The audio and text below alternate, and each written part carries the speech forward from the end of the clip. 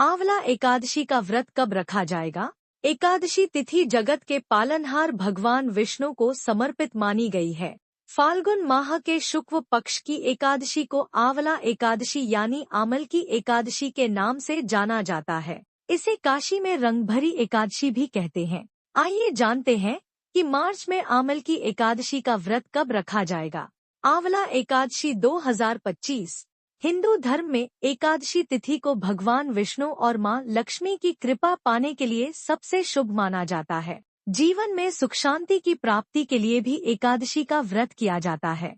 फाल्गुन माह के शुक्ल पक्ष की एकादशी तिथि पर आंवला एकादशी का व्रत रखा जाता है, जिसे आमल की एकादशी के नाम से भी जाना जाता है। आंवला एकादशी को काशी में रंग भरी एकादशी के नाम से जानते हैं। जैसा कि नाम से ही स्पष्ट है, इस दिन आंवले के पेड़ की पूजा अर्चना की जाती है। धार्मिक मान्यताओं के अनुसार आमल की एकादशी व्रत करने से सभी पापों का नाश होता है और श्रीहरि विष्णु की कृपा प्राप्त होती है। इस बार आमल की एकादशी की डेट को लेकर लोगों में कंफ्यूजन बनी हुई है। ऐसे में आइए इस लेख में आपको बताते हैं कि आमल की एकादशी का व्रत कब रखा जाएगा और व्रत पारण का सही समय क्या रहेगा। आंवला एकादशी का व्रत कब रखा जाएगा? पंचांग के अनुसार फाल्गुन माह के कृष्ण पक्ष की एकादशी तिथि 9 मार्च को सुबह 07:45 पर शुरू हो रही है। वहीं इस तिथि का समापन 10 मार्च को सुबह 7:44 पर होगा। ऐसे में आंवला एकादशी का व्रत 10 मार्च को रखा जाएगा। आंवला एकादशी व्रत पारण टाइम। पंचांग के अनुसार आमल की एकादशी व्रत का पारण 11 मार्च को सुबह 06:35 से 08:13 तक है। इस दौरान आप आंवला एकादशी व्रत का पारण कर सकते हैं। एकादशी व्रत का पारण करने के बाद मंदिर या गरीबों में दान करना चाहिए। ऐसा करने से व्रत का पूरा फल मिलता है। आमल की एकादशी शुभ मुहूर्त। ब्रह्मा मुहूर्त 10 मार्च सुबह 4:59 से 5:48 तक। गोधूली मुहूर्त 10 मार्च शाम 6:24 से शाम 6:49 तक। निशिता मुहूर्त 11 मार्च रात 12:07 से देर रात 12:55 तक। अभिजीत मुहूर्त 11 मार्च शाम 6:12 से दोपहर 7:52 तक। अमृत काल 11 मार्च दोपहर 12:08 से सुबह 12:55 तक। मानधाता बोले कि हे वशिष्ठ जी, यदि आप मुझ पर कृपा करें तो किसी ऐसे व्रत की कथा कहिए जिससे मेरा कल्याण हो। महर्षि वशिष्ठ बोले कि हे राजन, सब व्रतों से उत्तम और अंत में मोक्ष देने वाले आमल की एकादशी के व्रत का मैं वर्णन करता हूँ। यह एकादशी फाल्गुन माह के शुक्ल पक्ष में होती है। इस व्रत के करने से समस्त पाप नष्ट हो जाते हैं। इस व्रत का फल 1000 गोदान के फल के बराबर होता है। अब मैं आपसे एक पौराणिक कथा कहता हूँ, आप ध्यानपूर्वक सुनिए। एक वैदेश नाम का नगर था जिसमें ब्राह्मण, क्षत्रिय, वैश्य और शूद्र चारों वर्ण आनंद सहित रहते थे।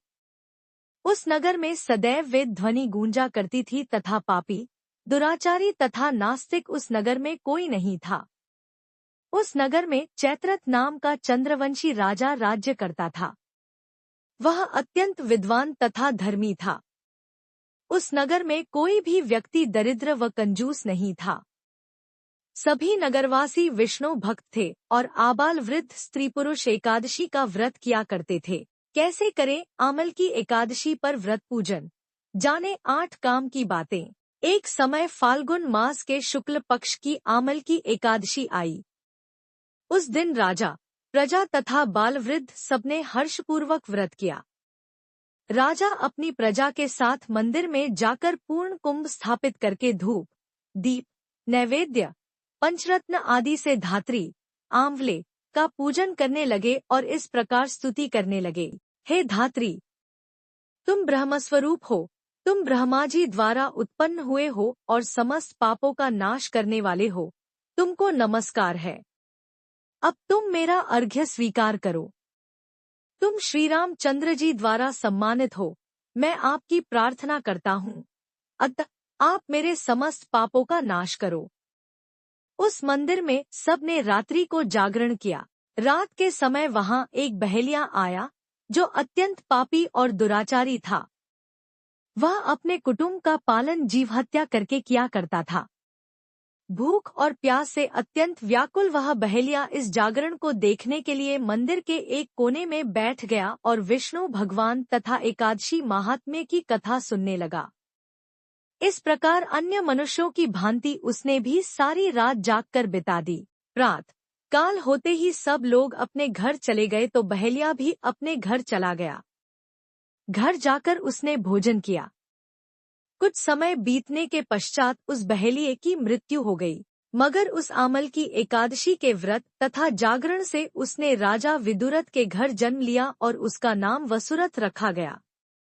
युवा होने पर वह चतुरंगिनी सेना के सहित तथा धनधान्य से युक्त होकर 10,000 ग्रामों का पालन करने लगा। वह तेज में सूर्य के समान, कांति में चंद्रमा के समान, वीरता में भगवान विष्णु के समान और क्षमा में पृथ्वी के समान था। वह अत्यंत धार्मिक, सत्यवादी, कर्मवीर और विष्णु भक्त था। वह प्रजा का समान भाव से पालन करता था। दान देना उसका नित्य कर्तव्य था। एक दिन राजा शिकार खेलने के लिए गया। दैवयोग से वह मार्ग भूल गया और दिशा ज्ञान न रहने के कारण उसी वन में एक वृक्ष के नीचे सो गया। थोड़ी देर बाद पहाड़ी म्लेच्छ वहां पर आ गए और राजा को अकेला देखकर मारो मारो शब्द करते हुए राजा की ओर दौड़े। म्लेच्छ कहने लगे कि इसी दुष्ट राजा ने हमारे माता, पिता, पुत्र, पौत्र आदि अनेक संबंधियों को मारा है तथा देश से निकाल दिया है, अतः इसको अवश्य मारना चाहिए। ऐसा कहकर वे म्लेच्छ उस राजा को मारने दौड़े और अनेक प्रकार के अस्त्र शस्त्र उसके ऊपर फेंके।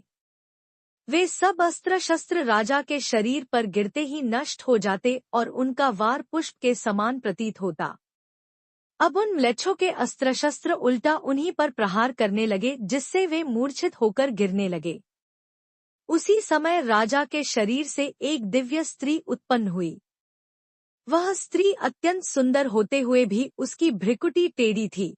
उसकी आंखों से लाल लाल अग्नि निकल रही थी, जिससे वह दूसरे काल के समान प्रतीत होती थी।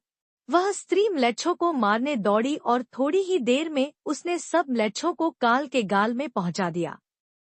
जब राजा सोकर उठा तो उसने म्लेच्छों को मरा हुआ देखकर कहा कि इन शत्रुओं को किसने मारा है? इस वन में मेरा कौन हितैषी रहता है? वह ऐसा विचार कर ही रहा था कि आकाशवाणी हुई, हे राजा, इस संसार में विष्णु भगवान के अतिरिक्त कौन तेरी सहायता कर सकता है? इस आकाशवाणी को सुनकर राजा अपने राज्य में आ गया और सुखपूर्वक राज्य करने लगा। महर्षि वशिष्ठ बोले कि हे राजन, यह आमल की एकादशी के व्रत का प्रभाव था। जो मनुष्य इस आमल की एकादशी का व्रत करते हैं, वे प्रत्येक कार्य में सफल होते हैं और अंत में विष्णुलोक को जाते हैं।